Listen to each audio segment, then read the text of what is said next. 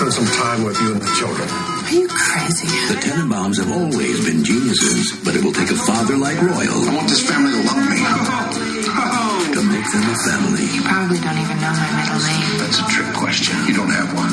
Helen. Gene Hackman, Angelica Houston, Gwyneth Paltrow, Ben Stiller, Luke Wilson, Owen Wilson, Danny Glover, and Bill Murray. The Royal Tenenbaums. He also stole bonds out of my safety deposit box when I was 14. Rated R. Now playing in select cities. Welcome back to the show, everyone. Hello. Welcome back. Hello. Can't wait to talk about this movie. We've been waiting to do this movie for We a have long been time. waiting to do this movie. 22 years. 22. Wow. Oh my God. Can you believe that? How old this movie is? I don't want to. This movie is 22 years Think old. about it. It's crazy.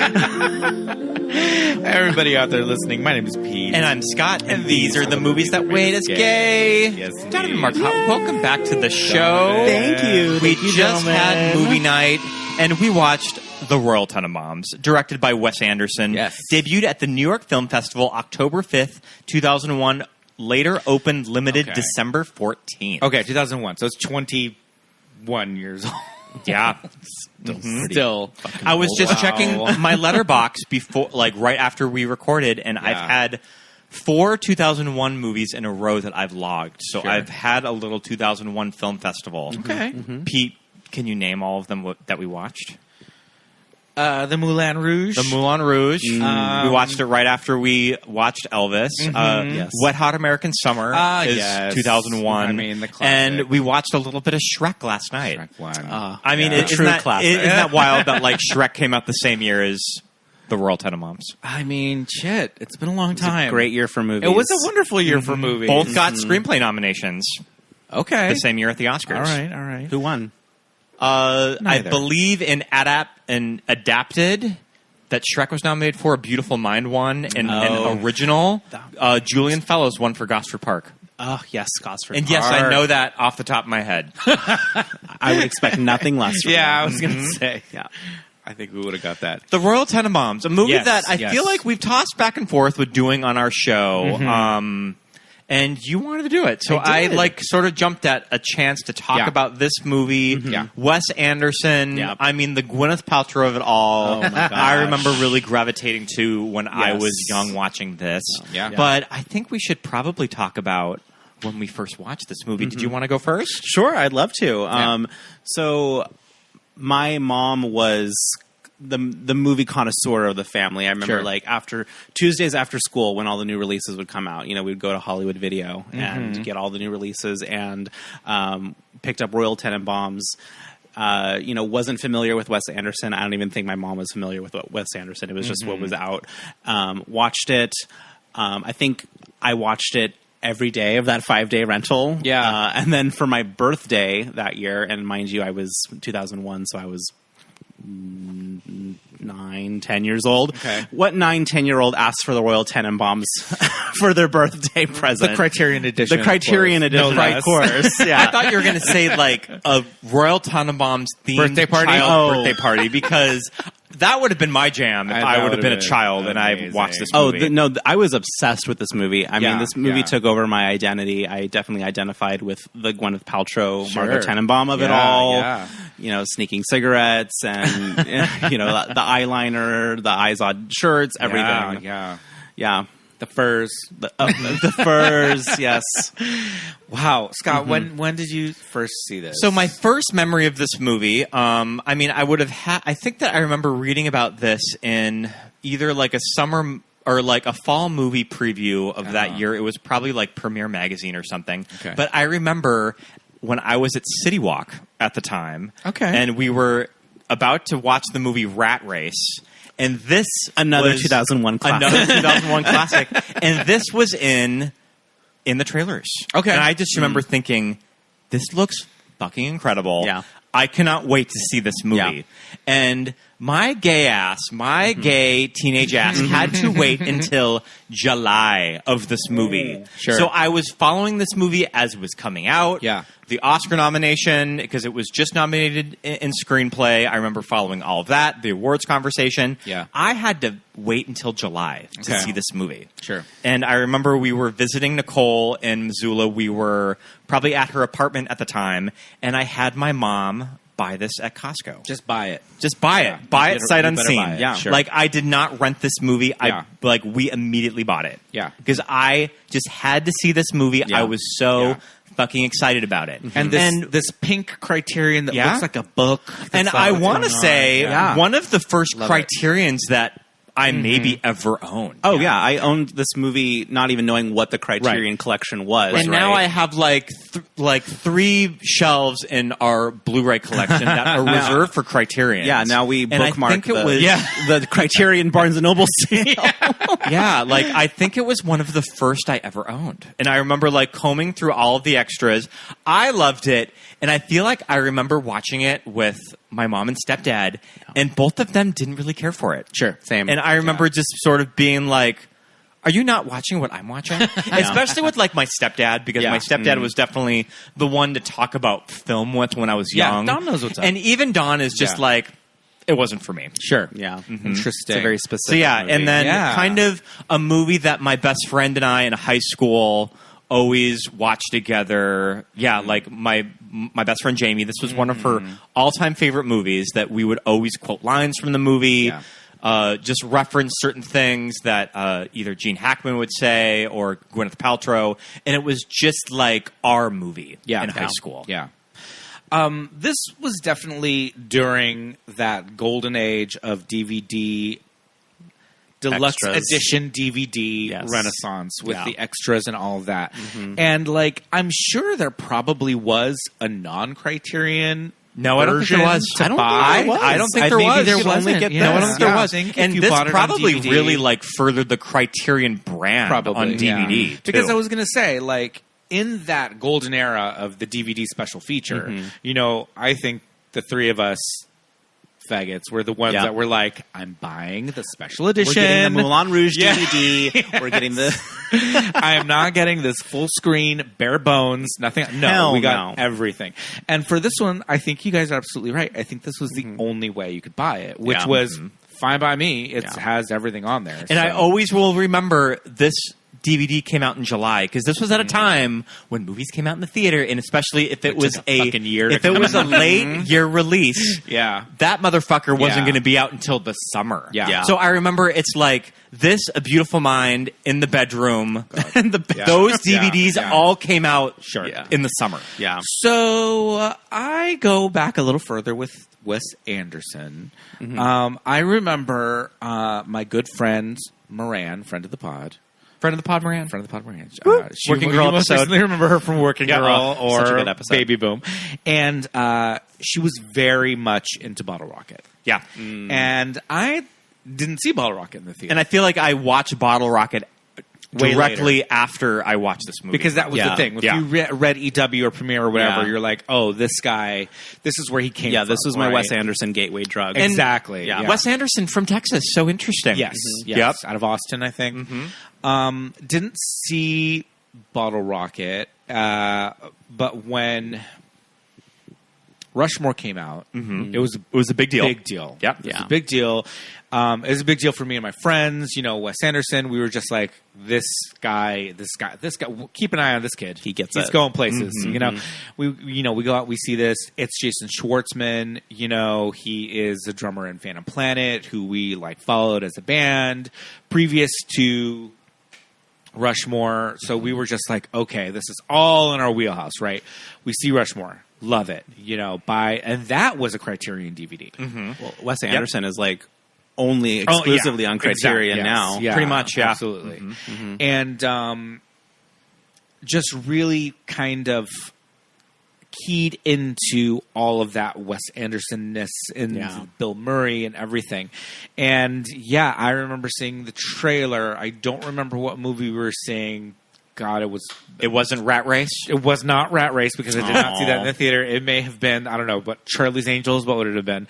You know, and I'm sitting there and I see this trailer and I just like, I feel like I had my elbow in like my best friend, like Damien's ribs the entire time the trailer's on. And we were just, I don't know what movie it was. And I remember after the movie going, we have to see that Yeah. movie. Yeah. That trailer we just saw. Yeah, it was the same way. looks amazing. Of that when I watched it, and it's one of those trailers that when you watch it, you're like, I need to see this movie now. And we were like, this movie is made for us. Yes. Like, this is made for our people. Absolutely. Like, we know what this story is going to be and who these people are and all of that.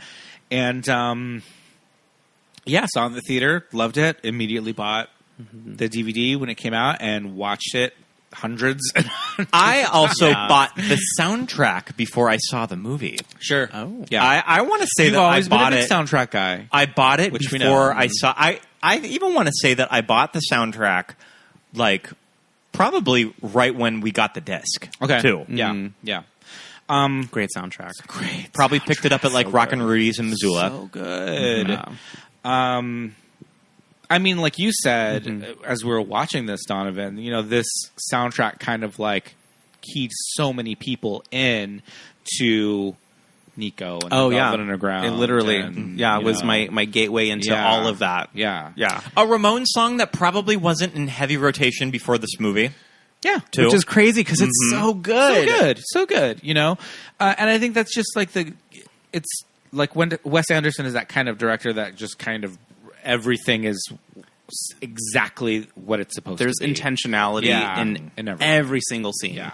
Yeah. And I mean, we will talk about the Wes Anderson-ness of Sure, everything, of course. and where it is today, The evolution. the evolution of it, but it was just so fresh at the time, and I Yeah. think this more so than Rushmore. Yeah, definitely. It fits into Rushmore, but this I think was the one where it's like the perfect kind of explanation of what he Kind is. of It all opens up. culminated. It Yeah. opens up that Wes Anderson universe. Yeah. Too. Yeah. And it's that easy explanation is like, pause it on any frame in the movie and it's a postcard. Yeah. Pause it on any frame and it's a picture. They're all these compositions. Yeah. But on top of that, it's the compositions are there, but part of it is the wardrobe and the styling and the music. Yep. Yeah. And everything just fits so well together. So before we get too into the discussion on the Royal Tenenbaums, Yes. we are going to do our leading ladies quiz because I believe that this is the fourth Gwyneth Paltrow movie that we've done on the podcast. Fourth Gwyneth Paltrow movie. We've done now. Sorry, that was really loud. Royal Tenenbaums, Hook, Okay. our Christmas episode. She has a brief Oh, scene in Hook. barely in Hook. She has a very brief but memorable scene. But of Hook. crucial scene. Crucial scene of Hook. Yeah. And View from the Top. Ah, A the movie top. that I remember when we did. I'm like, is this the worst movie that we've ever talked about on the How podcast? dare you? View from the Top is a classic, right up there with Rat Race. Oh, jeez. And then, mean- of course, like Sliding Doors. Sliding Well, and doors, Talented Mr. yeah. Ripley. And Talented Mr. Ripley, excuse yeah. me. Yeah. How dare this like queer erasure? How very of dare I Tom know will Ripley not on this- stand for on this podcast. Mr. Ripley Erasure. So, kind of on the podcast, Yes. when we have actresses that kind of get up there with episodes, it's usually 4 or more. I like to do the leading ladies quiz. We like to call them in. We have Gwenny on the phone right Yep. now. She's online too. Hello. Hello. Can either of you can kind of tag team all of this. Can you name the 4 movies on her IMDb most known for? The 4 movies Gwyneth that come Paltrow's up most when you look known her up. for. What, Avengers, Endgame, Avengers? Oh, yeah. Are any of them Assemble, Marvel? One is Avengers. Marvel. One is Marvel. It's an interesting Marvel choice, and it makes sense when you sort of look at the movie. So it's not Iron Man. It's not 1. Endgame? It is not Iron Man 1. It's not Endgame. It's not either of the Endgames. Is it Iron Man 2? No. It's Iron Man 3. It's Iron Man It's 3. 3 Why because Iron Man 3? because Because that she one becomes the Iron Lady in that. she becomes like She becomes the Iron Lady. she becomes the Iron Lady. Yeah. she Mrs. Iron Man in that one. Yeah. So like you get like her little Iron Man suit moment in that movie. So it kind of makes sense. Okay, all right, It's okay. probably the most that she ever does in all of those movies. Like how we is named Iron Man all 3. of them, and we're finally like, is it Iron Man 3? Okay, so Iron Man 3 is one of them. Okay. Now we got 3 more Gwenny movies. Shakespeare in Love. Shakespeare in Love is there. The Oscar Shakespeare. win. That's the win. Okay. Number 1. Yep. 2 more. I'm gonna say That she's most... Both like iconic. Would this be Gwyneth one of them? movies. Excluding the Royal It's Tenenbaums. not there. It's not Royal No. Tenenbaums. Okay. Even with its kind of stat cast, like it's Yeah. not there. Please don't tell me Shallow Hal is one of them. No, Shallow Hal is not there. Is Talented Mr. Ripley on there? No. Okay. Well, it's definitely not Proof. No. Okay, then it has to be The one where she plays Sylvia Plath. No. Sliding Doors. Sliding Doors is there. Okay, so we have One of my favorites. So we have Sliding Yeah. Doors. We have Iron You Man need 3. to watch Sliding Doors. I really You're do. even like really into British shit. So like, I am. She does a really passable like and- Well, British Well, accent. what did you Anglophile. say it was like very akin to? You were telling me. I mean, I feel like the movie kind of coined the term "sliding doors" moment in just pop culture. Yeah. So, And it's got the Dido soundtrack. It the, has it the in it. Dido "Thank You" song Yeah. was on it. I mean, Okay, it's we just- got. Let's get this to number Okay, 4. one out of the more. way. It's from the '90s. This was a big Miramax push. Yeah, I for was going to say. Swingers. Yeah. No, No, she's not in Swingers. She's in the other one. It's Ethan Hawke. No, Great Expectations. It's not Great Expectations. I love No. that movie. Okay. then that's not a Miramax movie. It's an, No, that's a Get that's, right out of that's town. the most That's Fox. non-Miramax Wow. Miramax movie. Yeah. Seriously. No, I'm pretty sure that's Fox. Okay, I believe you. Yeah. All right. 90s. Gwyneth. It is a costume period piece. But he already says Shakespeare in Love. It's not Shakespeare in Oh, Love. Emma. It's Emma. Yep. Emma. Yeah. So Wow, that this was one- a journey. That was It was a journey. So, what is the Thanks for highest sticking grossing with us. movie of hers? Avengers. Avengers Endgame. It's Avengers Endgame. What is the Okay. highest rated Infinity movie War. on Rotten Tomatoes? Avengers Endgame. It's Avengers Endgame. Is it all going to be Marvel from now on? Well, I mean, Yeah. no. I tried to Yeah. sort of Because she pick works ones that really were- hard in those movies too. I mean, She's really ask Sebastian Stan. She's putting in the work. You know, I mean, for as much shit as people give Gwyneth Paltrow, I always stand by her, and I will say in Iron Man, I think her In the first Iron chemistry, Man. I think her chemistry with Robert Downey Jr. Chef's kiss. is really Yeah. good, Yeah. and that's one of those things that Robert Downey Jr. knew when they were casting that no, we need a movie star, Yeah. that like that type of relationship lends itself to Yeah. someone who's just a huge fucking star, Yeah. and I think that she's Love it. really fun in those roles. Love it.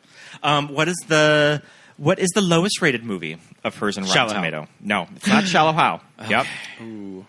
Is it View from the Top? Is she in movie 43? It is not quite View from the Top. View from the Top follows it closely at 14%. This is at 12%. 12%. And she's not in movie 43? Would be shocked to see if either of you have seen it. I have seen it. 12% on Rotten 12% Tomatoes. on Rotten Tomatoes. It, With Gwyneth. She Give me stars, one She co-star. stars across Jessica Lange. I forget who plays her husband, her fiance in the movie. Oh, it's some like psychological thriller. Yeah, it's a Psychological it's a thriller. psychological thriller. I remember Mother-in-law this. from Hell movie. I don't remember the name of it. It's Hush. Hush. Yep. Oh, there you go. Hush, and I want to say that remember like see it now. Yeah. it's a pretty bananas movie. I remember that, yeah. What did Gwyneth say is the worst movie of her career? I want to say that she was on a podcast and she was asked this. This is Shallow Hal. Shallow Yeah. Hal, and she said Shallow Hal. I'm glad she regrets that. Our stock answer for every. Yeah, Shallow Hal, a movie that she probably made pretty close to Royal Tenenbaums. Was that Farrelly Brothers? Fairly Brothers, yep. Talking into anything. What did Gwyneth win her Emmy for? She has Emmy? an Oscar and an Emmy. What did she win it for? Glee. It's Glee. Yep. She won it in guest. On Glee. Guest star for Holly Holiday on Glee. Oh, I feel like I sort of remember her on Glee, and that's right when I dropped off watching it. Any chance to hear old Goopy sing? Yeah, she's I'm a good in. singer. Yep. She can hold a Because tune. That song with her and Huey Lewis. She can hold an auto tune. Yeah, she can hold an auto tune. She can hold some Pro Tools. What's the other song that she did with what's Huey Lewis? she did Cruisin'. Cruisin', yeah, and that was on Yeah. that was on duets directed by her dad. I wanna fly. She did away. Turning Tables on Glee, Glad which we're was going pretty my good. way. I love it. Oh, we don't have the rights to Get that it, song. girl. There are 3 movies nominated for Best Kiss at the MTV Movie Awards. Can you name any of them? 3 Gwyneth One movies of them won. for Best Kiss. I'm gonna throw it back to Ethan Hawke and say, That is a good. what the hell is the movie. name of that? Great Expectations. It's not Great Expectations. Was it Shakespeare in Love? Shakespeare in Love? She won for. What? Yep. In the Shakespeare. She won an MTV Movie Award. Yeah, I remember. I remember she did like a. She wasn't there when she accepted it, but she did like a. Yeah, she's not Like showing up Best to the Kiss. MTV Is there Awards. an video. Emma Best Kiss in there? Emma's not there. One of them, one of these was a romance that was produced by Miramax in Bounce. the early 2000s. It's Bounce. Yep. I knew it was Bounce. That kind of terrible movie that I remember being being real disappointed with Why when did I watched I that not when say I was a that? Why teenager. did I not guess And about it? one of these, Pete, you love this movie. I love this Gwyneth Paltrow movie. Yeah, like you kind of stand by this movie. I mean, what else do you got for me as far as clues? Interesting, because you're hit or miss with I her. know. It was, very hot or cold with I Gwyneth. mean, she reunites with a talented Mr. Ripley co-star in it. Oh, Jesus. Is it Jude Law or Matt Damon? or Matt Damon. Jude Law. It's Jude Law. It is. It's Sky Captain in the World of Tomorrow. My favorite Gwyneth Paltrow movie. When we were cleaning out our apartment from I was our like, move, you will not throw that away. we found a Sky Captain poster, which I thought was pretty funny. Oh my gosh! That is the stupidest movie, and I love it. And it's all on blue screen. It's all on green screen. Yeah. That's right. I remember that was like, And like the thing story about behind that movie is that it was a short film that like they He just sold it based on the short film He that he made with sold his it based friends on in the his short film. garage. and And got Angie's in there with a British accent, which I love. right. We love Angie. Angie doing an accent. saw that in our bitch. campus dollar So theater good. in college. So good. There are two roles from 1997 that she turned down. Okay. Can you name either of them? From 97? Titanic. Oh, Titanic was one of Yeah, them. okay. I don't know if she turned Rose it the down Whittaker. or if she just read for it. sure. And I know that when she was reading for it, I believe that Matthew McConaughey was who she was reading with. She was testing with him For Jack. That would be so interesting. So yeah, I I'm mean, in. probably. I mean, it just would have been a very different dynamic. Okay, but so you never know. Titanic It could have worked. And Queen Amidala. There's another one on No. here that she had worked with this director previously. and it was in 1997. Yep. Okay. I don't know who she previous to 97. Who the hell was she working with? Her dad? She did a movie called Hard Eight with Paul Thomas Paul Anderson. Thomas Anderson. Yep. And she turned down sure. a role in Boogie Nights. Bogey Nights. It was, Was she from- going to be the Heather Graham character? She was going to be Roller Probably. Girl. Yeah. Yeah. No. No. It And had she to be said, Heather. she said, I think that she told the story on Stern about turning it down. My grandfather, who I was very close with him, and he was pretty conservative. I just thought I can't be totally naked like giving a BJ on screen. I'd kill my grandfather, so I didn't do it. And by the way, Heather Graham was perfect, so it all worked out. But then she went and did this interview on Stern. Well, I mean, this Yeah, would but Stern gets this would have everyone, probably been like though. a few Yeah. years ago. I know. too. But it's like Gwyneth in the studio and Stern's like, look at your breasts. Look at those breasts. That's a pretty good Stern. And it's like Gwynny with yeah. She's got like a turtleneck Yeah. on. She's like, oh, Howard. She strikes me as Howard. very, very prim and proper. yeah, I- totally. yeah, she doesn't strike me as someone who's willing to take her clothes off. Well, I don't know. I think that Gwyneth is pretty funny in interviews. No, yeah, you're right. I think she has a certain level of. I know this Gwyneth persona is Yeah. cuckoo, And that's my thing about Gwyneth is I do think she's in on the joke. but it is cuckoo though. Yeah, it's But- crazy, but I think Gwyneth Oh. is fully in on how ridiculous the entire image is. Fingers crossed. I Yeah. think that what's that show on Netflix with Ben Platt where she plays Politician? his mom, the Oh, yeah, politician. the politician, yeah. I feel like that is the closest to what she is like in real life. Okay. Just this aloof, rich bitch. Yeah. Yeah. Speaking of aloof, rich bitch, what language is she fluent in? Spanish. She's French. She is She's, fluent in she's Spanish. probably That fluent is in the Spanish truth. because I know that No. she's been on Mario She is. Batali's She is fluent in show. Spanish, yeah. It is French. Yeah, she used to frequent the south of France when she was a young Okay. child. There are listeners. There are videos on YouTube of Gwyneth Paltrow speaking perfect Spanish on talk shows, and it's kind of fierce. You know, kind of a missed opportunity of her career. I know that she doesn't work a lot. She kind of is this mogul. But I could see Gwyneth, kind of like Jodie Foster, of just doing a French movie. Yeah. A French or a Spanish movie. Yeah. She And go work just with Almodovar. Oh yeah. Yeah. Why not? I mean, Jodie Foster's fluent in Spanish, and she did a very long engagement. I'd love to French. see her do a French movie with Yep. yeah, that'd be fierce. But yeah, but can just do an entire role Yeah, in yeah. a foreign language. Yeah. I'd like to see Gwyneth kind of for I mean, she doesn't work a lot. I think The Politician was probably the last project that Yeah. she's been in, but I could see her doing something like that.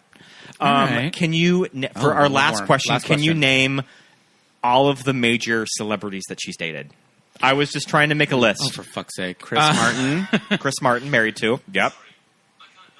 That's okay, Siri. Don't worry about It's it. okay, Siri. Well, Brad. Pitt, Brad. obviously. Yep. I don't know. Lenny Kravitz. Do you know who her current Hank husband Azaria. is?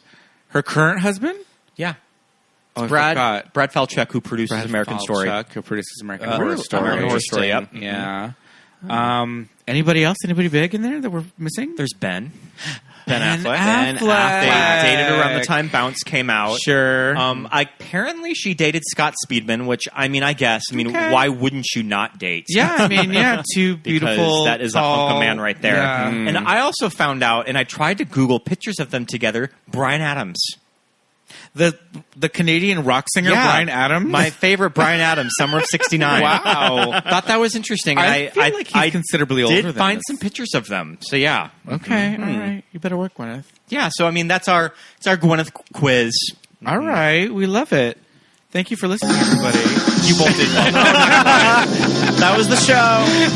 Just kidding. that was a lot of fun. We love Gwyneth. We love giving her shit, but Yeah. It's when Gwyneth. she turns She's it, so solid. she turns it. She does turn it. Yeah. And yeah. this is a movie where she turns it. I mean, and especially for the type of dry role that not a lot of actresses could probably nail all these lines and not just totally feel There's- like a poser as they're doing in it. In a parallel universe, who would be cast in this movie? This is probably one of those things that the role was probably always intended for Gwyneth. Sure, yeah, sure, yeah. Maybe like an Anne Heche. Okay. Ooh, and Heche would be a really good Margot Tenenbaum. Yeah. But if this movie came out like 3 years earlier, Yeah. She probably would have been a little too old for this in 2001. Well, actually, Margot, if you do the math, Margot's 34. Okay, so probably She says she's been smoking for 22 years, and she started smoking at 12. all of the And Tenenbaums Margot- are probably in their early 30s. And Margot's 34, and Gwyneth was like 30 exactly when this movie came out. She was born in 71. yeah, older So the character's older than character's Gwyneth. older. Yep. And I feel like Anne Heche was probably about that age at that year, about 34. I'm kind of going for Anne Heche. Okay, I like it. Who could play her now? Ooh, now? That's So it'd probably be like interesting. an Elizabeth Olsen. Or I could see Elle Fanning. I could see Elle. All right. Either of the Fanning sisters. I could see Dakota. I could see Lizzie. I could see, yeah. I love this. She's adopted. It could be Zendaya. Yeah. Okay, always goes back Always to goes Zendaya. back to she could play any role. She's our new She can do Norma anything. Desmond. No, it probably would be Zendaya. Well, we are going to talk about this adoption storyline. Oh, yeah. And whether or not this was kind of shoehorned in because this Richie, and Margot love story was too, like... Do you think that there was an original past where they were actually I brothers? think there I is, think isn't so, there? too. I Yeah, think I there's was- an original past I where was they're just Reading siblings. the trusted source that is Wikipedia. Right. And in the original pass of the script. Solid gold, that Yeah. Wikipedia. You can, ironclad. Yeah. Yeah. Probably the entry written by Wes Anderson. Wes himself. Yeah, but right, that's in there, right? Yeah. That it was I there didn't know that. originally.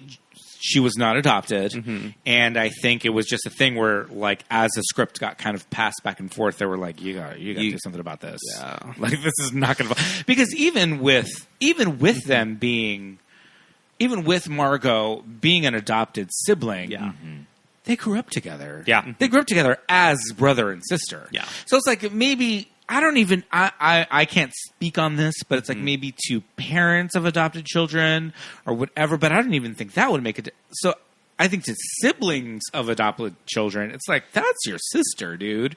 That's your brother. If you're brought up with them, and even with step siblings and all that, it's like, even with step siblings that are only over on the weekends, that's my brother, like to me. So I think it's a little sticky kind of, but whatever. That exists scene in in the the- tent where they kiss is kind of hot. I I'm not mean, gonna It exists in the Wes Anderson universe, so I guess I kind of buy it. Got the Rolling Stones playing on the vinyl. Yeah, it's a mood It's for it is sure. a mood, yeah. And this tiny little tent with the little Matchbox cars. Cute Luke Wilson too. Yeah. Oh, he is so cute in this This movie. is post shaved head when they have the scene. I mean, get out of here. You clocked, and I always forget about it, that the other Wilson brother plays her dad Oh, well, the cameo. in the cutaway. Yeah. Yep. Is that the thing that's her real family? Yeah. Yeah. Because Yep. when she runs away to go find her Yes. real family. Yeah. I love the look on her face when she's telling Arya and Uzi that. I just love I just love like the subtle acting Gwyneth when she's looking at those two kids. That shit is amazing When she's because telling them the that's story. that kooky aunt or for like sure. kooky cousin or whatever that's just telling that you as a little child are like, what? And they're like, telling you stories. Didn't you want to get it sewed back on? Wasn't worth it. What happened to your finger? Shh. It's okay, I'll tell you. I'm adopted. Did you know that? Well, I am. When I was 14, I went to find my real family. They live in Indiana. All right, now just set one of them hickory trunks right up top there, Sister Maggie.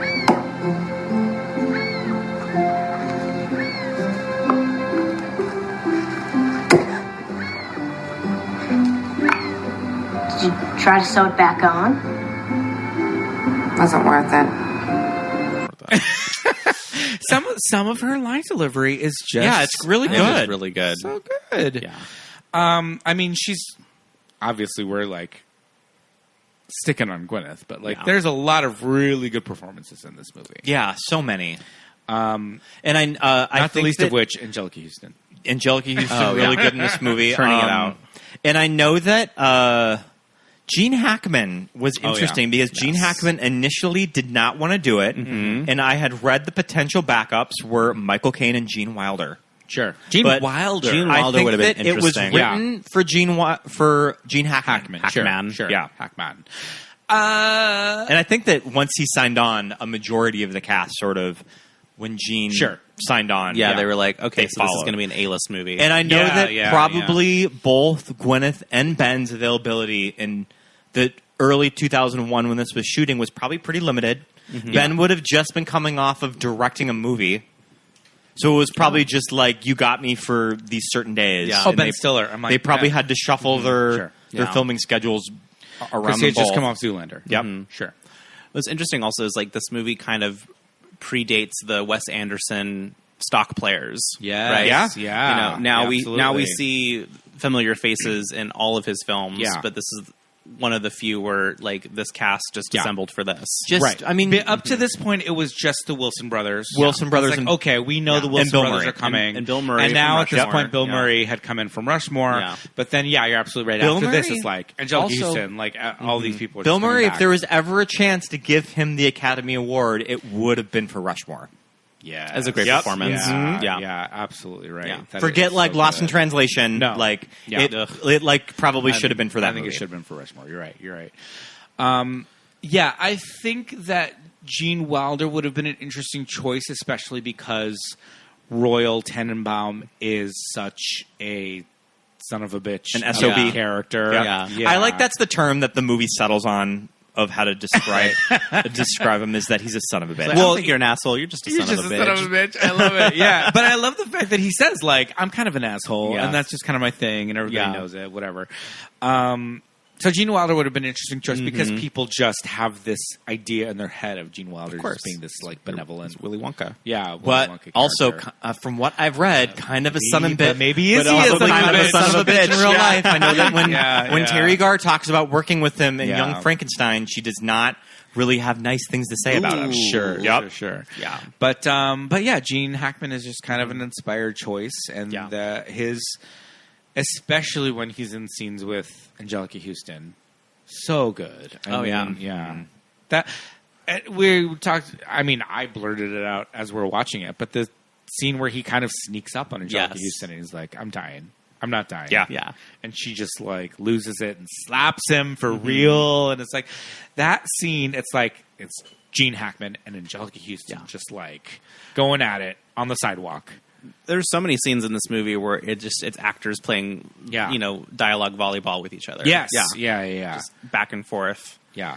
Yeah. Something that I think is really interesting is I feel like there's a lot of queer coding in this movie too. I don't know if you pick up on that. We should talk about this. We should talk about that. Yeah. Because this is something that I feel like so many people latched onto this movie just in general, right? Yeah. This movie launched 1,000 like basic ass bitch like Margot Tenenbaum, Richie Tenenbaum costumes for Halloween. Well, and also cute, kind fine, of like great. Early when you're getting into film when you're a teenager. Wes Anderson's just kind of one of those auteurs that you can just sort of latch onto just because a lot of his aesthetics. His aesthetics are just so just bold choices. But for me, anytime I see Margot and Richie like at a Halloween party, they're just the basicest, assest, whitest, assest like couple, right? But you know, the caucasity of it all, the caucasity of the two of them. Yes, but so it kind of everybody has something to latch onto in this movie in particular. But I do agree that there's a lot of like so let's get into that. Yeah, I think for each of the kids, there's just an otherness about them, and I think it goes back to they're child geniuses who they grow up, they're stunted, they're in this arrested development, but there's an otherness about each of the three of them where they just don't quite click. They don't click with each other. Right. They certainly don't click with society. I mean. I think in the movie it makes it pretty clear that Margot is bisexual. She has in the her montage, Ramon's montage, right, where she has her little lesbian phase.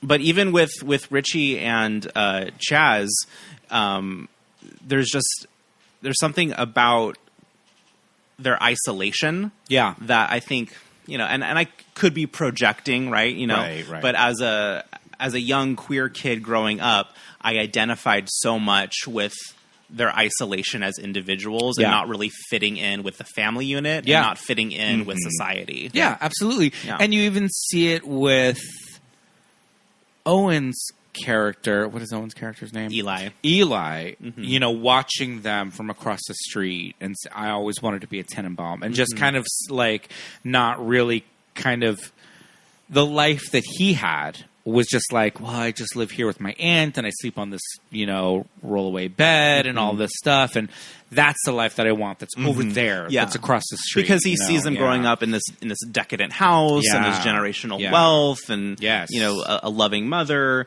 But there's, so much dysfunction in that as well. Yeah, totally. I love that. And I think that's absolutely right. Because, there's... It's the otherness that that they all have, and the whole child genius aspect of it. And I also think I really kind of think the unfulfilled potential theme of this movie is really interesting. Yeah, is just sort of does resonate. Child geniuses that were in probably like the gifted programs that when they get older, as a gifted and talented child myself, who is staring at 30 this year. There is a lot in this movie that resonates and hits hard. There's there's been some deep truths. Yeah, see now that's why it's always good to be the underperforming. Under promise, over deliver. That's what. That's my motto. There's a meme going around that I just saw today. I'm going to see if I can dig it up in my saves because I saved it, and it really hit me about older generations that are like, you can't all have anxiety and depression, are the same ones that gave us a game called Perfection, in which if you weren't perfect in a limited amount of time, the board literally blew up in your face. And there was just something about the 70s and the 80s and the 90s even. Those games always gave me so much anxiety when I was a kid. Things like gifted and talented programs and AP classes. And I feel like when I was a kid, I was never included in any of that. And still to this day, I still have kind of a chip on my shoulder when it comes to like anything like that. Honors classes, advanced, and just the name advanced placement. It's like you are advanced than the rest of these idiot nose picker rejects in your Were you an AP kid? No. Oh. I was the kid. The thing is, here's the thing. If you ask my mom, who says I'm handsome, I probably could have or should have been in AP, advanced placement, honors, and all that stuff. I just hated school so much, and it wasn't the school part, it was going to school and being around all those people that made me just completely shut down. So I barely graduated high school. My grades were so horribly bad, and I went to a private school where we paid tuition for me to go, and I was not, thankfully, I was not in financial aid or work study or anything like that. So because I was paying a full ride, they were just like, come on back next year, even though you have all D minuses. Yeah. Just keep on paying that tuition, bitch. But I was such a poor student, not because I didn't know the work or whatever, but it was because it was just so bad for me environmentally to be there and all that stuff. And so that's a whole other thing with bullying and all that. Yeah. But were that not the case, and it was just hey, I could just actually be myself and not worry about all that and focus on my studies, I most likely probably would have been in some sort of, advanced placement or honors or something. But what did happen was, hell no, I barely graduated. So, I think for me, watching this movie now that I'm older, looking back as a kid, there was something so tragically glamorous about the three kids. And I was I wanted to aspire to that. I wanted to smoke cigarettes wistfully on the roof of my house, wearing a fur coat. Of your 3-story house or 4-story or whatever it was. Yeah. But, being a AP kid and being an overachiever, all of my life. And, now that I'm about to turn 30, I'm looking back and there's a lot about where these adults are that I'm like, fuck, this hits. This hits hard. Totally. Totally. It's interesting that you brought up as we were watching it that this kind of maybe spawned Arrested Development. Yeah, you mentioned that, which I thought was interesting. And it makes total sense. And it makes sense in the way that we've been talking about recently, how Friends may or may not have been spawned off of Singles. Yeah. I think that we were discussing both Singles and Reality Bites. And them just saying hey, we can work this into and kind of filter it down. And Friends, obviously, I think it's a really funny All show. of those characters are sort of its own thing. I will stand by Friends. That's the hill. That is the hill I'm going to die on. That Friends is a good show. Y'all heard it first. Heard it here first. Arrested Development obviously has a little bit more of kind of prestige comedy. Kind of a factor to it. But it tracks so much when you think about it. Absolutely. Obviously. Well, you've got the kids that are in their Arrested Development state. You've got the kind of the parallels between the Portia character and the Gwyneth character are very, very strong. Who would be the I guess the Chaz is the Jason Bateman. The Jason Bateman character, Okay, yeah. I guess Richie, but I don't know. I feel, Richie's not quite. It's not quite analogous, but you know, you can draw parallels. But you got you got three kids. Yeah, you've got the deadbeat dad. You've got the narration. You know, the generational wealth. Generational wealth, sort of giving this family history with the narration. With cutaways. I think a parallel movie to Royal Tenenbaums that came out kind of around this time was Igby Goes Down. Yes, sure. Have you seen that? Yeah, that was compared to probably to its detriment. It was compared to Wes Anderson a lot. Well, I mean, Igby Goes Down. Big thing was that it was It was like this modern retelling of Catcher in the Rye. Well, also, I mean, speaking of Catcher in the Rye, I there's know so many that parallels. a big influence of the script is absolutely. Franny and Zoe. Franny's, Yeah. Mm-hmm. Running away to the. Well, that's the thing about the. We have. I mean, we can talk a little bit about Alec Baldwin. So I was kind of finding kind of an interesting, shady piece of kind of trivia about this movie that Alec has claimed that the narrator was never intended for the movie, and something that the studio suggested, and they brought Alec in for. What? Wes Anderson has denied this. I don't believe that. And that apparently when you look at early drafts of the script, the narration is present. Because Yep. the chapter, The prologue. the books are there. The How would that prologue work without No, narration? But yeah, I don't know about this. Alec Baldwin kind of, I think that he said that at one of the Tribeca Film Festivals. I don't know about this Yep. one. Mm-hmm. I don't know about that. I'm going to jump on Instagram Live right now. I think he's still talking to Woody. Right. Those I think- bullshit interviews with Woody Allen. I think he's still that talking are to Woody unbearable. right now. Yeah. I've got Ilaria on on speed dial. I do want to say really quick though Yeah. that the prologue for this movie is probably like one of the best pieces of film. I tried to trim the prologue to cut it today into for our the intro. opening, and Yeah. it was too long, and I couldn't do it. Yeah, but it's great. And I think right now in 2022, you can't listen to it and just not hear Alec Baldwin. Yeah. But it's fine. But Whatever, Alec Baldwin it's has a Alec. really And good, he's got a very distinctive has voice. a really good distinctive voice, And Yep. he's got the Joe Bluth. Everybody's going to talk like this. Yep. He's got the Joe Bluth voice. But yeah, the narration is it's iconic. It's integral to the telling of the story. And it just, I don't know, just it's that thing that when you're watching it, you're just seeing these characters and getting these intros, and this is going to lead us into our kind of Wes Anderson auteur conversation. Sure. You know, Yep. Yeah. This is introducing the Wes Anderson font, which we discovered was Futura. Yep. Not Helvetica. But it is a good sans serif.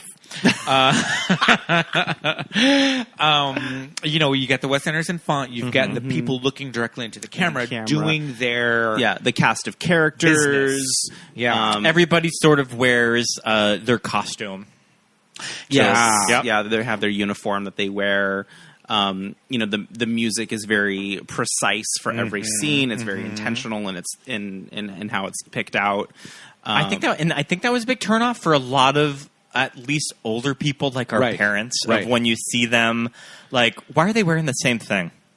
What's going on with the costumes? What's going on? Yeah. Yep. Mm-hmm. And I think the theatricality of it, That's too, exactly what it is. Yeah. Yeah. Because I think people of a certain age or generation, if they're coming from this like post 70s realism in film, then they see this movie that is so intentionally a movie. Yeah. Right? Yeah. It's kind of like, Lives in its own that's kooky not- universe. This Yeah. is not what Francis Ford Coppola taught me what a Exactly. good movie is. Exactly. You know, this is a throwback to, and I know this got a lot of comparisons, especially in the intro, to something like The Magnificent Ambersons. Yep.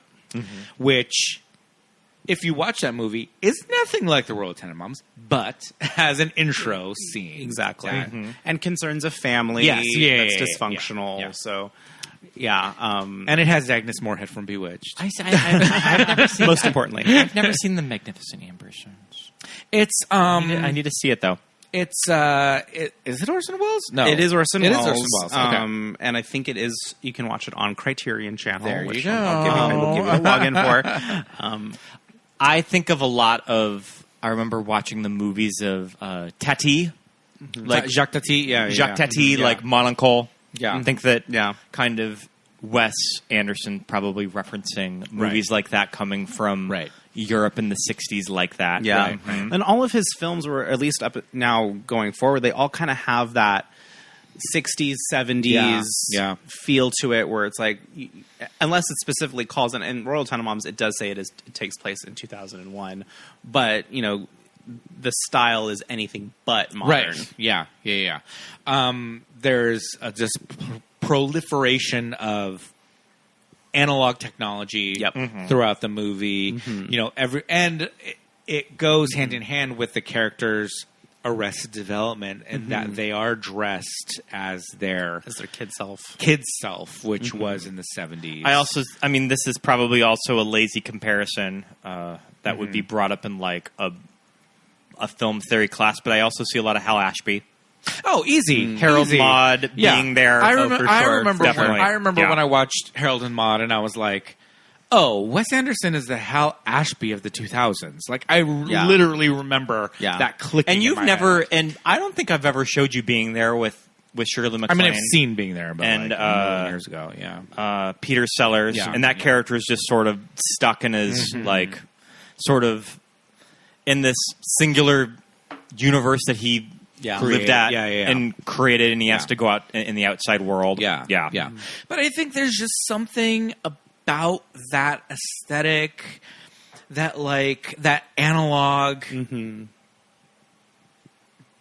Margot Tenenbaum locking the bathroom door with her big toe, and like the little TV tied to the radiator. Chaz's desk. I love just sort of that, those little notes of production design. All that shit is just so like feels handmade. I don't know. There's something about like modern society times that just doesn't have that like visceral gravitas, kind of tangibility. I mean, it's also why kinetic feel. Somebody like Wes Anderson, his style lends itself to animation really well. Like True, Isle of the Dogs and Fantastic Mr. Fox. Yeah, absolutely. Both are great. Yeah, totally. I do have to say that as his filmography, as his milieu has like gone forward, it does wear on me a little bit as a viewer. And where did he lose you? I was okay. I will say I was all in for Grand Budapest. More so than Life Aquatic. I wanted to be there for Life Aquatic. I remember I was like this one. I remember cool. all of the buzz leading up to Life Aquatic when I was starting college and going to it with my sister. And just being like, I really wanted to love it. I'm just gonna tell people that I loved it. And there's like Sigur Rós is in there, like as like score. The ending has all of that cool animation and in it too. Stop motion animation for the undersea creatures, like all this shit. And like I'm here to say, like I'd like to revisit it. The cross section of the ship, like, all that shit, great, right? Kate Blanchett, love it. It also really underperformed when it came out. Did, like it was, I think it lost a lot of money, and I think that was his last movie that he did for Touchstone. The Portuguese Bowie covers, great, you know, but all together as a whole, we're comparing it nonstop in our heads to Royal Tenenbaums, you know. I think Grand Budapest was there. It was his most like awards success that he's ever had. Yeah, exactly. I remember really liking Moonrise Kingdom. Yes, Moonrise Kingdom was a good dip back up. Yes, yeah. In terms of, I think, accessibility. I don't think all of his films are accessible. I think Royal Tenenbaums is an accessible film. Rushmore is certainly accessible.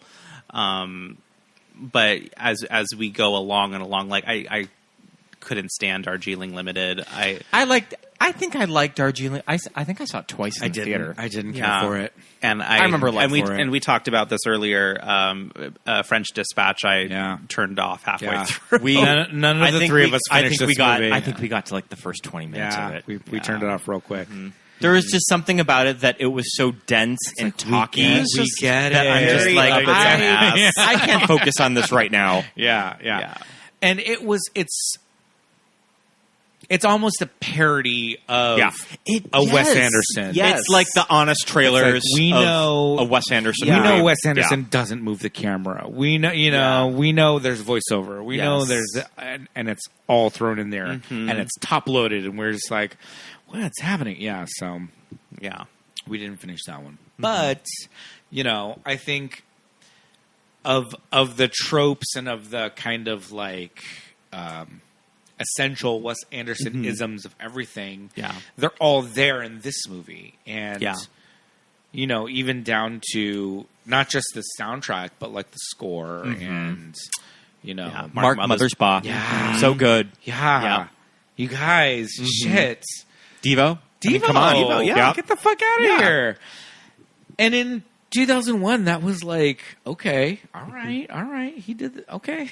Mark Mothersbaugh did the score for 13, the last movie that you were on. That's wow. Come back on with another Mark circle. Mothersbaugh. There you go. Score. All right, we'll do the Rugrats movie next. Yep. Oh my god. I'm in. Could you imagine if we did the Rugrats movie? I mean, I I guess actually we could. I think that would be awesome, actually. Is that in Paris or is that a different movie? Oh, Rugrats in Paris. Ooh, that's the whole that's the other- gayer of the that's two. even gayer, okay. Yeah, Rugrats I just in Paris- remember. I just remember when last season of Drag Race was going on. Who wore the beret in the? Oh yes. What? Oh my god, what's her name? I don't remember. She's from Fresno. They all bleeded together. Lady Camden? No. Oh no. Yeah. The pastel princess. Oh gosh, it's gonna bother me that now. one. She wore a beret, and we said it was. Yeah. And they said it was Rugrats. Okay, Rugrats. You should do a Rugrats in Paris and Shrek 2 double feature for all the millennials. Can you imagine? I can actually. I know. I'm like, actually, I can watch this. Deja Sky. Deja Sky. Yeah, There you go. This is how I picture the director of Rugrats in Paris looking like.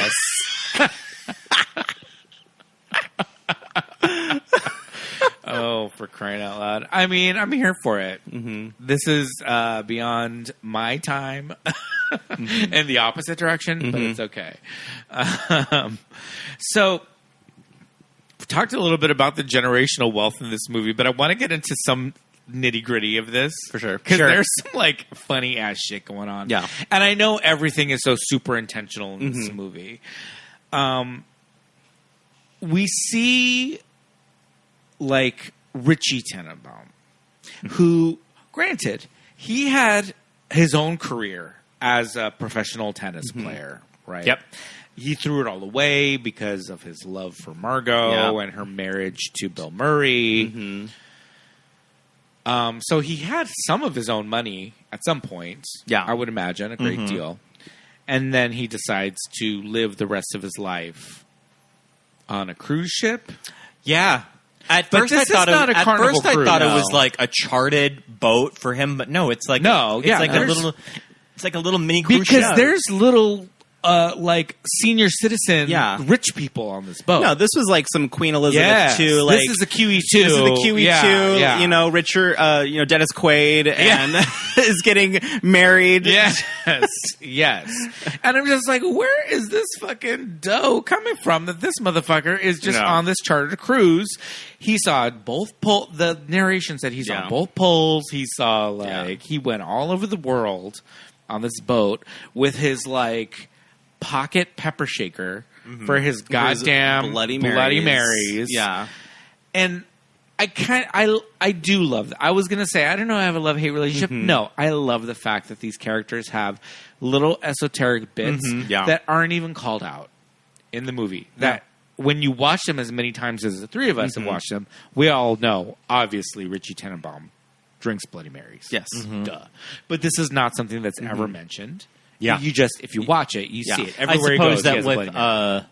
with Margot, it's the Izod, or no, it's the Lacoste. Those Lacoste dresses, Lacoste dresses, yeah, and a penny loafer. Penny loafer. She's got her Basswegians and she's got her Birkin bag. The Birkin bag. I was like to something that- think. thank I you, like to think Donovan, when they were that you doing brought this wardrobe up. tests and they had like the costume designer, I can't remember who did the costumes of this movie, And but Gwyneth was like, they probably just had like Hermes. designer bags like lined out in front of her, and sure. she's It's just gotta be like, Hermes. I will Yeah. be taking this one. Absolutely. But the thing is about a Birkin and about an Hermes is that it doesn't call attention to itself. No. That it is Yep. a fancy Yeah. bag. It's just a beautiful, classic piece that Margot Tenenbaum would wear. Yeah. It's that quiet Yeah. luxury. She's Yeah. wearing penny loafers and a Lacoste dress, like shirt dress, and a fucking And she's rocking $20,000 bag. $20,000 bag. Yeah, as one, and also in a fur coat, which is probably Yeah, like yeah. $50,000. Yeah, yeah. Right there. Yeah. That was something to me that, like, watching this movie and just being like, wait, so there's a ballroom in their house? The house. The house is insane. The artwork is insane. You know, and And the artwork, which is in the movie, it's Richie's. It's all Richie's artwork. Yeah. Yeah. In reality, it's Wes Anderson's brother. Yeah. Who I remember created all this there artwork. was- Who also did there the was Rushmore. there was a Premiere Magazine spread of Yes. all of the art of this movie that's Yeah. just in the background. Yeah. They had it all in the And magazine. I think it's in the Criterion booklet as well. There's a lot of that. But yeah, it's corny to say that like the house is like another another Tenenbaum. but it is. kind of is. It is. Absolutely. Which bedroom would you want to live in? You know, Ooh. I think about Margot's I room. want Marco's room. I think about Margot's room, and I think about the African wallpaper, oh, yeah, the zebra. and I think about the Africa room in the Thomas house. Oh, sure. Yeah, because my parents have an Africa room. I never thought about that. Oh, do they But really? his parents right. have an Africa Oh, room yeah. in their house. That is- And that is it's very, like- It sounds like a story. It's a guest room. That is And very when we Margot stay- Tenenbaum. And when we That's stay funny. there, they're always like, "Oh, you're going to Is there, stay. like, You're going to stay in Africa." There's like African masks on the walls. yeah, Yeah. yes, there are art that my mom bought in like South Africa. in Africa That is because some white people the shit. Thomases are fucking like, world travelers, and they just go to Africa. We're just going to Africa this week. I'm like, oh, cute. We're going to some more Melrose. generational wealth. they're actually going next month. They're going next month. Oh, And- as one does. As one does. Yes. And we will be going to the South Coast Plaza. Yeah. Did your mom pack her Birkin? No. The ostrich. She only takes yes. the ostrich to Africa. Yes. But yeah, I always think about the Marco's room has this like African kind of motif in there, and her plays have like kind of there's a jungle theme to all of it. All of the kids dressed up as animals. Yeah, in the 1st one with the they're weird just cruise a bunch ship. of kids in costumes. Oh my god, I love that. I love that Royal just tries. He doesn't Yeah. even talk down to the kids. He's just like, Yeah. no, this play was garbage. If we're diagnosing, I would say Royal definitely has some classic narcissistic complex Yes. going on, just completely unfiltered, Yeah, right? unfiltered. Yeah, Yeah. You know, zero. Well, I mean, that's his whole redemption arc, right? Is he becomes empathetic at Right. the end, but Right. you know, in the prologue, you really see that he doesn't treat his children as children; he treats Yeah. them as adults, which you know, probably There's did lead to Pros and cons to all of that. exactly. Yep. Yeah, the way he constantly refers to Margot as his adopted daughter. This is my adopted daughter, Margot Tenenbaum. Yeah, all of that.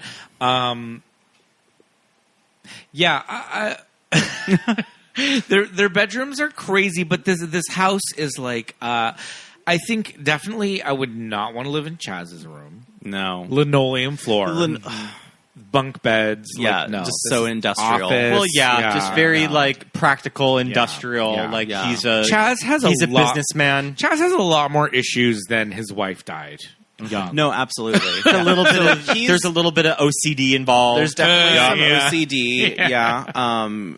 He's the oldest. I right? think so. I would say so. Yeah, And then there's just the jealousy issues between him and Richie, because Richie was clearly the favorite of the three children. Yeah. We were just talking about when we were About that watching with The Crown. When we were watching The Crown today. Yeah. There's that scene where they talk about who the favorites, Who the and she was favorite like, is. Andrew. Yeah. She was like, She's regretting that one now. yeah. Well, I take it that with Prince Philip, it's probably Princess Anne. Oh, Anne. It's Yeah, his and favorite. I think he Yeah. says too. I think he says, He says it right away. Yeah. which I can't. These rich white people, man, they straight up Yeah. tell you who their favorite is. That's what white people. Are you the shit. favorite? No, No. of course not. I'm the one that moved away. What else were we talking? What else were we talking about in the movie that I was like, that is some white people shit? There was something that Well, we were talking about that on 13. Yeah, 13, and then but on this one too, I was like, what is going on here? Richie has the attic. Which would be cool because it's the attic. I like- So I I like would Richie's like room. I would like to live in that, and it's all painted. That he Yeah. painted himself. That's Yeah. cute. And then he also has his little gallery in the ballroom. That I keep saying. I like Richie's little tent that he puts up with when his dad is staying in his room. Yeah, tent is cute. And that's like, I mean, it's that cute little Wes Anderson like set of just this looks the like tent inside the this house looks like yeah. a little And diorama then of inside when the you see tent. it filmed. He's got the full record player. He's got the Matchbox Yeah. cars, like all this shit Yeah. going on. So, like, because I was a kid when I watched this movie for the first time and became just fixated on it, Yeah. it really it did make me want to be more artistic. Yes. I wanted Yeah. to be like these kids, Yeah. right? So, like, I watched this movie. I was like, well, I want to write a play. Yeah. I'm going to start writing. I want to paint, so I started painting. Yeah. It just, just shows you what kind of a type A didn't- nerd I was. Yeah, but you didn't say like I want to have like a business and like sell weird animals. Yeah, I didn't want to sell Dalmatian Yeah. mice. That one didn't really negotiate the sale the of my sale- father's summer house on Eagles Isle. Yeah. and that's the thing, it's like there are these kids are aspirational as Yeah. geniuses, but for like little queer kids, none of us wanted to be Chaz. We No. all wanted to be Richie and Margot Yeah. because they had creative, Absolutely. like I mean, I feel like we all wanted to be either Richie or Chad, but I feel like Richie or Margot. or Richie or Margot, but I feel like I've always related more to the Eli character across the street. That's always sort of been me too. Well, You wanted to be a Tenenbaum. now I feel like a Chaz, but that's because I got some daddy issues that I'm still working on. Oh yeah. I mean that really though is the heart of this movie too, is Royal's redemption Yeah. with specifically with Chaz. Yeah. I think those are the scenes at the end when when Chaz and Royal are kind of like finally getting on the same page and the boys were I love that line when they find out that he doesn't have cancer and they kick him out of the house and Royal tells Chaz like be good to your boys. I hope this doesn't happen to you. Yeah, totally. Because it's like because he sees like you're fucking riding these kids really hard, so you don't know in like 15 years they Right. could just be like, "Fuck you, dude." Absolutely. Like, I don't want to deal with this anymore and leave. Yeah, totally. So it's like this warning to Chaz, like, don't do this to your kids. What I did to you guys. Yeah. But some of the lines though with Chaz especially, when he's like, I've got cancer and like all those scenes early on with the kids as adults. Yeah. Like there's some really funny stuff going on in there. But all the cemetery scenes when they go to go visit the grave of Chaz's wife. And Your mother was a terribly attractive woman. my mother was a terribly attractive woman. We have two bodies to visit. Yeah. That's always just We got something. another body here. Like, hell of a grave. Wish it were mine. Yeah, man. It's just like Royal he just has no filter. No filter. And Yeah. So, kind of another thing that I really like when revisiting this movie is just sort of the hidden New York aspect of all of these locations. Yeah. The cemetery scene I always think of because I just think of like, wow, this is just like in the middle of New York City. Yeah. Like in the middle of a major metropolitan city is just this cute little graveyard. And it's like these levels. It's like this interesting kind of stuff like this. We looked up that the Tenenbaums' house is in Harlem. Harlem. Yeah. Just sort of, and there's not really major New York landmarks in this movie. Like you never see that's anything on of, purpose. and you never see anything of like Times Square. You never see shots of the Brooklyn Bridge like you do in pretty much any movie set in New York. Yeah. And I remember watching the commentary, and when they were directing one of the scenes, I think that it's when Pagoda tells Royal that his wife is engaged. Yeah. And they block it that he's standing right in front of the Statue of Liberty. Yeah. And Gene Hackman just like mentioning to Wes Anderson, like, why are you framing it like this? Like, why am I standing? Like, why aren't you showing the Statue of Liberty? Yeah. It's like I'm standing right in front Like, of why it. are we here if we're not seeing it? Yeah. But just sort of just all of those weird little directing choices that are just so Wes. I can't imagine Gene Hackman and Wes Anderson got on very well. Yeah. And I'm sure that he was just like, all right, kid, like, whatever. You seem to know what you're doing. Yeah. Give me my check. Yeah. Yeah, it just gives me like Jack Palance like talking shit to like Tim Burton. Yeah. Like this fucking kid. And- Although Wes Anderson was probably well into his 30s at this point. But I mean, Gene Hackman's still with us, but it's going to be one of those things that when he does pass, it's going to be on the very top of his obituary. Like, for star sure. of French Connection and Royal Tenenbaums. Yeah. Like, passes away. Let's talk really quick about the soundtrack. Do you have a favorite song on this soundtrack? I think I do. Or are we all going to say the same one? Okay, you go first. I mean, and this is obvious. This is movies that made us gay, so obviously I'm going to go with Nico on this one. We started the episode on. Yeah. I had never heard anything like that. Yeah, same. When I first watched this movie, And I don't think I was terribly familiar with Velvet Underground at all. Same. Yeah. Like, I mean, maybe I had seen Velvet Goldmine, and that's like the closest that I would have ever come to them. I would say that mine is probably the Nick Drake song, and it's playing when Richie walks out of the hospital and he goes home. Yeah. And he goes up to Margot in the tent. Yeah, it's a very wistful song. I like that song. Yeah. When also, I mean, there's a big Elliott Smith song. I mean, I definitely went through a big Elliott Smith phase when I was in high school. I really like the Hey Jude. Yeah. The cover is just iconic. That version of Hey Jude is not on the official soundtrack. I burned this off of your old Mac. It is on your copy of it. Oh, okay. You somehow got an extended edition of it. The Mutato Musica Orchestra. I don't think that is on the original soundtrack. Oh, I somehow got it from this little website that you might be familiar with. It's www.limewire. Oh, I thought you that old thing. I thought you were going to say Kazaa. But yeah, that's still in that copy's still on my phone. Cute. Yeah. I love that. Yeah, okay. That's where I got it from.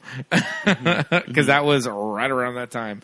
Yeah, I think I was really super just into that Hey Jude cover. Yeah. Which is great.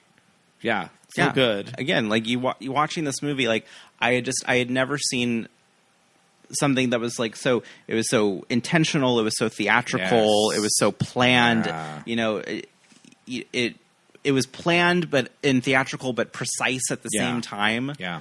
You know, just Yeah, so just profound. I mean those character intros. Yeah. Where it's literally their like opening credits of like a television show. Like the actor's name and everyone that you see, it's like Royal, Gene Hackman, and he's getting like a face mask pulled off. I love like he's getting his facial. Yeah. And then a cigarette right into his mouth. Yes. You know, and like they're all just doing these very specific character driven things, and it's so theatrical, but it just puts you right into this mindset of what this is going to be. It's very much like, you know, we just rewatched Moulin Rouge because we're in a Baz Luhrmann kind of a mood. Yeah, we just in a saw 2001 mood. Yeah, and a 2001 mood. And, you know, Baz has these kind of like rules of his movies that like, this is going to be crazy, this is going to be kooky, and I want you to know as the viewer what you're in for. So you're going to get it all really top-loaded at the front of this movie. Yeah.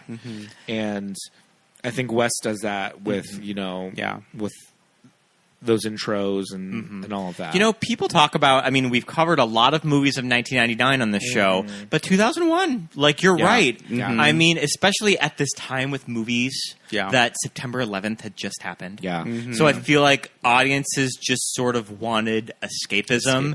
And maybe that there is something about this movie that it is this sort of this New York fable that I think moviegoers really liked. That was it was escapism. Like, there's nothing in this movie that really resembled New York in 2001. It was more of a postcard of New York from like decades earlier. So maybe that sort of had a part of why people connected with this movie when it came out. Yeah, totally. I often talk to you, Scott, about my kind of litmus test for movies that may be a little bit more avant-garde or a little bit more like out of the box. And I often talk about like, will my mom and my aunt get this? Will Melinda and just Aunt Margie like you're like understand what is going on? And will they appreciate it? I do think that at the time that my mom was a little bit on the like, what's with the costumes? What's with the wardrobe? I think she would be more into it now. But I think she'd be a little bit more open to what's going on. Because I think this is a little bit universal. I think at the time it was a little jarring to people. I mean, it's probably why when the Oscar nominations came out that it only ended up with the nomination for Wes Anderson and Owen Wilson. That, like, it couldn't crack Best Picture, Director. I mean, I don't really know if... I mean, I guess that Gene Hackman had just won the Globe, so he probably would have been the closest actor that could have gotten the nomination. And even Gene Hackman at the time, I mean, he had already won like twice. So, I mean, it wasn't going to be the career win because he already had that win. I mean, there wasn't really any love for Angelica Houston. Gwyneth at the time was still going up a lot of backlash. For winning for Shakespeare in Love, so she really wasn't on the table to get any recognition for Margot. And I mean, I think that it just took Hollywood. I mean, until Grand Budapest to really like sweep. I guess that his really accept him. His follow-up nomination would have been for Fantastic Mr. Fox in animation. Okay, which did not win. Correct. No, Up won that year. Yeah, of course. You know, I haven't completed Isle of Dogs. Oh, you should. It's cute. Okay. I can't remember if I have. I think we started it, and I may have fallen asleep. I don't know if you finished it. Yeah. I mean, it's cute. You should give it a watch. It's very charming, and it just makes you want to hug a dog. And I love stop motion animation. I think stop motion animation is so charming. There's just something about that, like, physical, handmade. You can tell that this is people put their hands on this and created it, and that just goes so hand in hand with Wes Anderson's just kind of. I was just thinking of that. Tilda Swinton's been in a lot of the most recent Wes Anderson movies. Yes. I wonder where she could have fit in the Royal Tenenbaums. Oh, in this? Right. There's only two female characters in this movie. I mean, I guess that she probably would have been the... should have been the Angelica Houston. The Angelica Houston. Yeah. I guess, Or, but that's the thing. It's like there are only two female characters in this whole movie. Yeah. But they're just so good that you don't even think about that, though. Yeah. Yeah. What's next on his docket? I don't know. What do we have? Does he have a movie coming out? Here, please hold. Yes. Let's figure this out.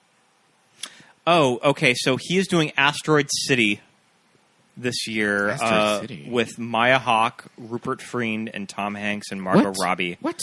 Yeah, Tom Hanks and Margot Robbie. And this is a movie that there is not a lot known about this movie, but it looks like Maya Hawke is possibly the lead of it. Shot in Texas, it looks like. Interesting. Yeah. I mean, when you look at the arc for a movie like, what was his last movie? The French Dispatch. Like, that was leading Best Picture for most of the year 2000 when it was pushed. Yeah. And then it came out at Cannes last year, and no one was talking about it. Because they also all turned it off like we did. Yeah. Because everyone actually saw it. They said, oof, this is a lot. Yeah. But I mean, like, I probably need to finish it. Yeah, we should finish it. We'll finish it eventually. All you West diehards out Looks there. like they shot this new movie in Madrid. Okay. Asteroid City? Okay. Asteroid City and plot unknown. This rumored sounds to like be a love story set in Europe. Starring Maya Hawke. Sounds like a video game. I like that it doesn't have the Wes Anderson stock players in it, though. Yeah, that's interesting. Saoirse Ronan characters is not in this movie. Okay. No Tilda? Scarlett's in it. Adrian Brody is coming back. Right, Tilda is in it. Tilda and Bill Murray are in it. And Jeffrey Wright. All right. Mm-hmm. Okay. Interesting. I'm sure that will probably get a December release or so. Yeah. Or, I mean, who knows? It may even be pushed to next year. Who knows? Asteroid City. Mm-hmm. I don't know about this title. It's giving me 80s video game. We'll see. Yeah. We'll see.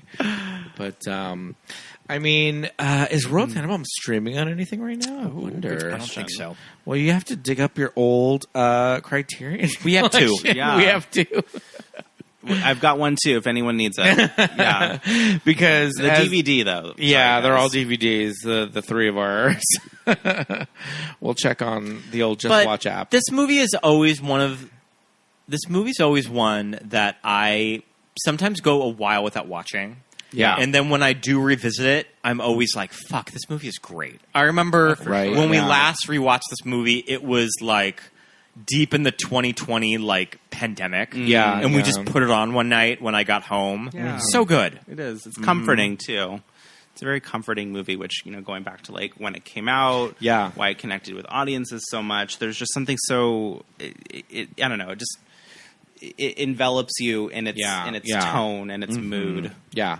I think for people who may not be familiar with it, especially younger people, it may feel a little dated, but that's on purpose because of like the analog kind of feel. I mean, to all I don't of know. it. I feel like young people are sort of used to this aesthetic a lot, so maybe it doesn't look dated at all. Yeah, it's true. It's true.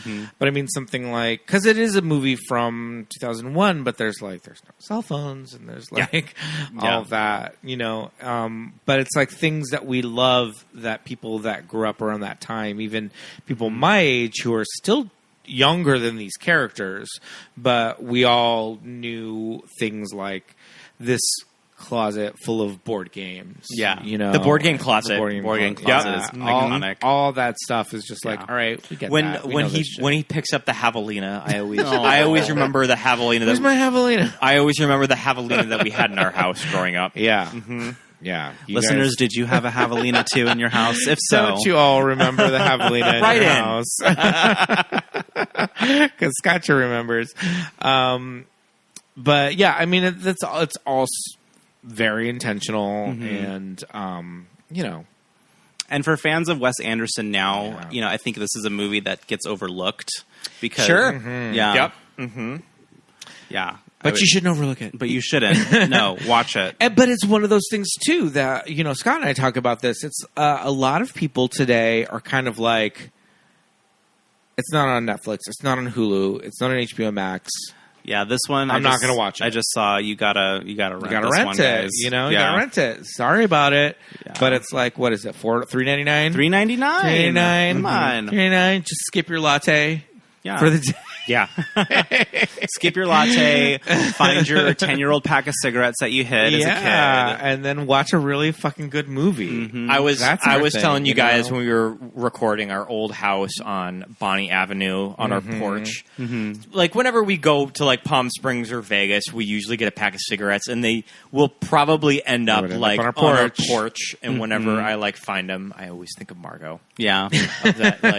Like how stale are these? I'm gonna have one. I'm gonna have one. I'm gonna smoke one. I've got a stash somewhere too, for sure. Yeah. She had it in a little saran wrap. So yeah, that keeping it fresh, kept the freshness in there. But yeah, I feel like don't be afraid of movies that are not readily available on your streaming services. Yeah. You know, Seek them out. There's so much shit out there, and something like this, like we said, it's $4. Come on, $4. Rent it. You got it for 48 hours. Yeah. You watch it like so many times. If you're a fan of Wes Anderson, seeing the movie that kind of begat who Wes Anderson is now today. Yeah. And you will see things like Arrested Development, and you will see things, you know, like there's parallels for sure. Yeah. So we strongly recommend watching this movie. if you can. It's gay as hell. If you like, die and come back as one of these characters. Who do you think you are? Oh, jeez. Pagoda. The javelina. I think of the javelina's head. Uzi. I don't know. I mean, we all want to be Margot, Yeah. but I would say, you know, I think there's something really charming about the Angelica Houston character. Yes. Like she's a boss. Yes. She raised Yeah. 3 kids to be geniuses. Yeah. She is an archaeologist. You know? Interracial couple. Absolutely. So cute. Yeah. Love it. Yeah, Danny Glover. We love Yeah. that. Yeah. We love to see that. Yeah. I mean, I feel like I always just relate to the character of Eli, especially like growing up that like at my friend's house, I was probably just the one that Scott would eventually like wander in to like just like weekends after school. I can come too, right? Yeah. But yeah, When Royal's like, "Why are you in your pajamas? Do you live here?" he has permission to sleep over. But yeah, I mean, I wish that I had Eli's wardrobe, and I do not have a drug problem. For the record, listeners. I do wish that I had those pieces of art that are in Oh my God, Eli's those are epic. apartment. Those are wild. Okay. And I'll be there with my pink polyester bell bottoms Yeah. as Pagoda. Yeah, just don't stab anyone. I just will try not to stab people. You son of a bitch.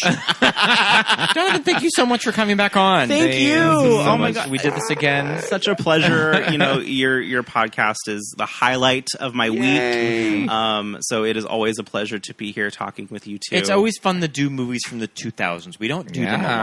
lot. So Yeah. I always kind of jump at the opportunity whenever Yeah, a totally. movie that did not come out like anytime from like Yeah. 1999 or Yeah. below. Yeah. Well, you got to do movies too that you teach in the children, pop the corn, feed the children, right? We got to do the hidden gems every once in a while. Totally. And it gives us an excuse to hang out with our friends. Yes. Friends. Yes. So thanks for coming Movie night. over. Yeah. And thanks for being on the Always show. great. Yeah. But until next time, we will do another episode with you shortly. We'll have to figure out which one it is. But until then, I think I know. Oh, all right. yeah. Don't tell Yeah. anybody. Okay. All right. Bye, guys. Until next Bye. time.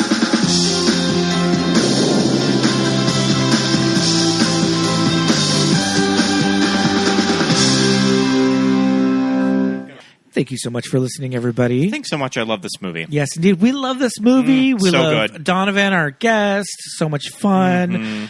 We watched the movie recently, but we watch this movie so much because it's just great. Yeah. Yeah, we're just happy to talk about it. But thanks for listening, everybody. Is it that time, Pete? It is that time. It's time for Patreon Yay. shout-outs. Let's hear 'em.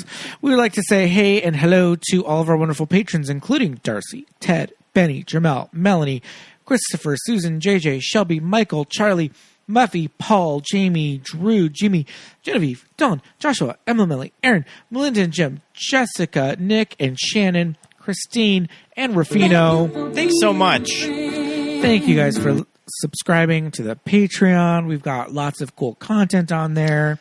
As we have been a little bit ahead of the schedule, I am putting up the episodes early on Patreon at any level. Absolutely. If you wanted to listen to next week's episode a little early. Yes. So even if you're our Chastity Pariah $1 patron, you can get early access to next week's episode. Like, I put up this episode already, like, last week. Absolutely. And people had a chance to listen to it already. Yes, indeed. By the time this comes out. So head over to patreon.com/movies that made us gay for all of our Patreon tiers and levels and extra footage. We also would love it if you would write us a review. Give us 5 stars. And Pete, Yes. Is there a new review There's that a you new wanted review. to read? Yes, indeed. I want to hear it. This is all the way from the United Kingdom. Jolly old England. Jolly old London town. This is from Apple Podcast listener Glenn 892019 via Apple Podcast Great Britain. 5 stars, hilarious podcast. I think I did listen to a few episodes of this podcast a few years ago, but I've recently rediscovered the podcast and I'm making my way through the back catalog.